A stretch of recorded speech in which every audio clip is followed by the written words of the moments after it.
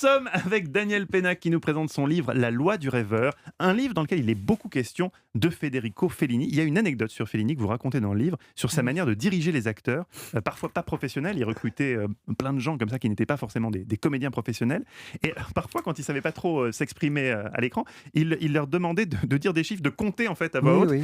Et ensuite, en post-production, comme on dit, il mettait les bonnes. Enfin, il y avait des acteurs qui donnaient le dialogue. C'est vrai ça? Oui, oui, oui, bien sûr. Quand les acteurs oubliaient leur texte C'est ou génial. avaient même une voix qui ne lui plaisait pas, il disait mais ça n'importe pas, ma tu comptes.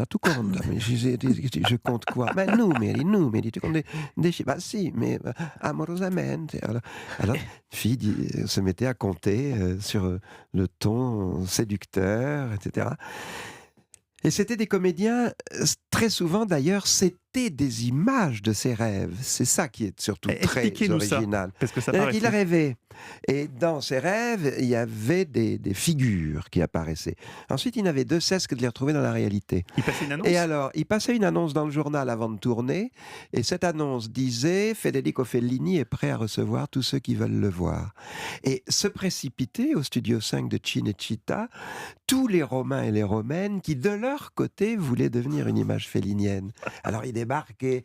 Alors c'était les grosses dames plantureuses, les ecclésiastiques ralentis, les ados Ça devait faire du insupportables. monde. Ça faisait un La file monde d'attente devait être longue. fou.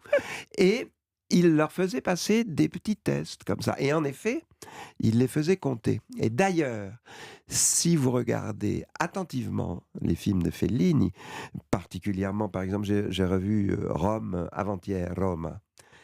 Vous vous apercevez que le mouvement des bouches n'a rigoureusement rien à voir avec ce qui se prononce. Il ne s'emmerdait, mais pas du tout avec la pose, mais pas du tout. C'en est même une marque du film. Il y a quelqu'un qui parle ailleurs, dans un studio, qui n'est pas le comédien en question, qui est quelqu'un d'autre, et qui dit ce que Fellini a mûrement réfléchi de lui faire dire entre le moment où il a tourné le film et le moment de l'enregistrement. Et ça se voit. Et c'est un livre qui est merveilleux, un Ouais. très beau roman, et en plus qui vous Ça donne donne envie envie de de regarder Fellini. revoir tous Ah les oui. Fellini ou de les voir tout Ouais. simplement. Dans mon cas, beaucoup que j'ai pas vu, notamment Amarcord Ouais. que j'ai pas vu et que je vais voir parce que vous en parlez beaucoup dans le Ah, livre. ça, vous avez du bonheur devant Eh vous, là. bien, c'est ce que je me suis dit.